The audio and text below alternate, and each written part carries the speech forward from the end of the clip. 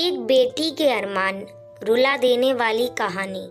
सौम्या जो हमेशा खिलखिलाती रहती थी, आज सौम्या के अरमान सारे चकनाचूर हो गए। उदास चेहरा, खाली आंखें, बेतरतीब से पहने हुए कपड़े, बेपरवाह से बंधे हुए बाल, उसे देखकर मन दुखी होता है। सोचती हूँ, क्या यह वही सौम्या है? हंसती, संजी सबरी सी, ढंग का पहनावा, मदमस्त सी। क्या से क्या हो गया सौम्या के साथ? चलते हैं सौम्या के अतीत में। 5 बहनें, 2 भाइयों में सबसे छोटी थी सौम्या। धीरे धीरे बहनों की शादी हो गई और वह अपने घर चली गई। भाइयों की तो पहले ही हो चुकी थी, क्योंकि वे सभी बहनों से बड़े थे। घर में धन संपत्ति की कमी नहीं थी। पिताजी को बुढ़ापे में कुछ गलत लत लग गई, लॉटरी के टिकट को खरीदने की। उसमें एक बार जीत गए तो लत बढ़ती गई। लालच बुरी बला है। घर का बिजनेस था। कुछ भाइयों ने भी धीरे धीरे पैसा निकालकर अपने पास जोड़ने लगी। अब तो भाई के बच्चे भी जवान हो चुके थे। उन लोगों ने भी घर का पैसा खूब बर्बाद किया। घर में जवान बहन बैठी है शादी के लिए, इसका किसी को होश नहीं रहा। धीरे धीरे बिजनेस चौपट होने लगा। माँ बहुत चिंतित रहती थी सौम्या की शादी के लिए। मेरे सामने उसकी शादी हो जाए, लेकिन किसी के कानों पर जू नहीं रेंगती थी। सब अपने अपने कामों में व्यस्त थे। इधर सौम्या को भी महसूस होने लगा कि 28 की हो गई, पर मेरा किसी को ख्याल ही नहीं है। माँ ने बहनों से कहा, सौम्या के लिए कोई लड़का देखो। मैं सौम्या से 10 साल बड़ी थी। फिर मैंने कोशिश करना शुरू की। फिर मुझे मेरे शहर में ही एक लड़का मिल गया। बातचीत चलाई तो आपस में देखने सुनने को तैयार हो गए और अंत में उन लोगों को सौम्या पसंद आ गई। पसंद तो करना था। सौम्या का रंग गोरा, अच्छी हाइट, पढ़ने लिखने में होशियार, इंग्लिश से एमए किया था। नाच गाने का बेहद शौक रखती थी। लड़का जो उसके लिए देखा था वह दुबला पतला और हाइट भी अच्छी थी। परिवार भी बहुत अच्छा था। 3 लड़के थे। पढ़ाई लिखाई का माहौल था। पिताजी इंटर स्कूल में टीचर थे। दोनों लड़कों ने MBA कर रखा था। एक सौम्या के लिए जिसको पसंद किया था, उसकी पढ़ाई ठीक से बता नहीं रहे थे। बाद में पता चला कि उसने सिंपल सा BCom किया है। घर में सारे संगीत का शौक रखते थे। सारे वाद्य यंत्र घर में थे। गाने बजाने का माहौल था। मेरी माँ और भाइयों को लड़का पसंद नहीं था। लड़के वालों ने घर पर हम लोगों को घर देखने के लिए बुलाया। हम सौम्या को भी साथ ले गए। घर का माहौल देखकर सौम्या तो फिसल गई। संगीत भरा माहौल देखकर सारे वाद्य यंत्र घर में हंसी ठिठोली का माहौल, कोई पर्दा नहीं। सौम्या को सब कुछ अच्छा लगा। माँ के मना करने के बाद भी सौम्या ने कहा कि मुझे तो शादी यही करनी है। शायद सौम्या को आभास था कि घर में कोई मेरे ऊपर ध्यान नहीं दे रहा है।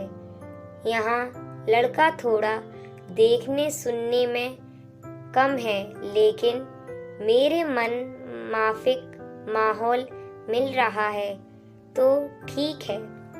और उसने हाँ कर दी। सबके विरोध के बावजूद जब उसने हमसे कहा कि मुझे तो यहीं शादी करनी है, तो फिर मैं भी तैयार हो गई। ऐसे ही शादी का दिन भी आ गया।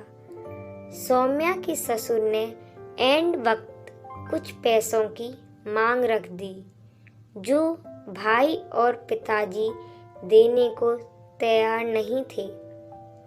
तो सौम्या के खातिर हम बहनों ने मिलकर उसकी मांग पूरी की। सौम्या की शादी हो गई और वह बहुत खुश भी थी, लेकिन सौम्या की खुशी ज़्यादा दिन तक नहीं रह पाई।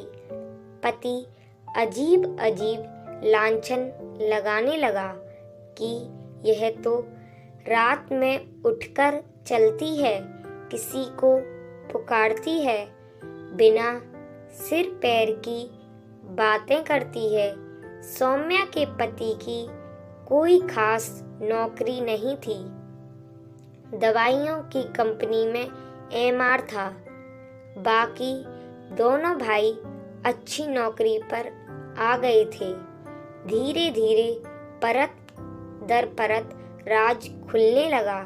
सौम्या का पति बहुत शक्की मिजाज का था।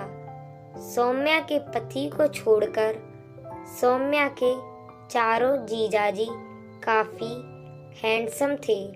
उसने धीरे धीरे मेरे घर भी आना जाना बंद करा दिया। सौम्या को कहता, तुम्हारा जीजा जी से चक्कर है। ऐसा बोलकर उसने सौम्या को मेरे घर आने से मना कर दिया, जबकि हम दोनों एक ही शहर में रहते थे। मायके भी नहीं जाने देता था।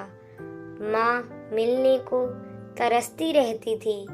सौम्या किसी से बात नहीं कर सकती थी, किसी के साथ खड़ी नहीं हो सकती थी। हर समय उसके साथ मौजूद रहता था कि कहीं सौम्या घर की कोई बात ना बता दे। उसकी इस आदत ने नौकरी पर भी असर डाला। जल्दी जाता नहीं था नौकरी पर।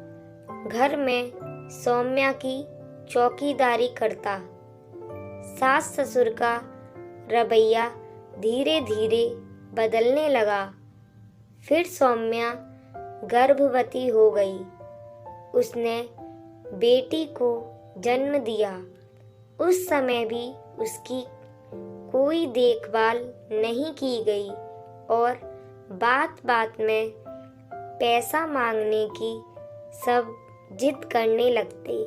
इधर मायके में भी सब कुछ खत्म हो गया था। बिजनेस पूरी तरह ठप हो गया था। सौम्या का पति कुछ मानसिक रूप से भी अस्वस्थ था। अजीब अजीब हरकतें करता था। धीरे धीरे पता लगा कि वह नशा करता है, ड्रग्स का। इसी चक्कर में वह सौम्या पर हाथ भी उठाने लगा। सौम्या ने अपनी जबरदस्ती से शादी की थी, इसलिए वह मायके में भी किसी से कुछ नहीं बता सकती थी। भाई वगैरह पूछने चलते नहीं थे, माँ की चलती नहीं थी, तो किसको बताए अपनी परेशानी। सौम्या फिर गर्भवती हो गई। इस बार उसने एक बेटे को जन्म दिया। फिलहाल बच्चे किसी तरह बड़े हुए। अब बच्चों को स्कूल जाने की बारी आई। उसका पति स्कूल की फीस जमा नहीं करता था। पति को जो कुछ पैसा मिलता था खा पी कर उड़ा देता था, और जब शाम में कुछ पैसे मांगती तो मारा पीटा करता था। फिर सौम्या ने स्कूल में एक छोटी सी नौकरी कर ली। पहली तनख्वाह 2000 मिली थी। बहुत खुश थी सौम्या कि चलो कुछ तो मिला, लेकिन रात में कमरे में बंद करके सौम्या के सारे पैसे पति ने चुरा लिए।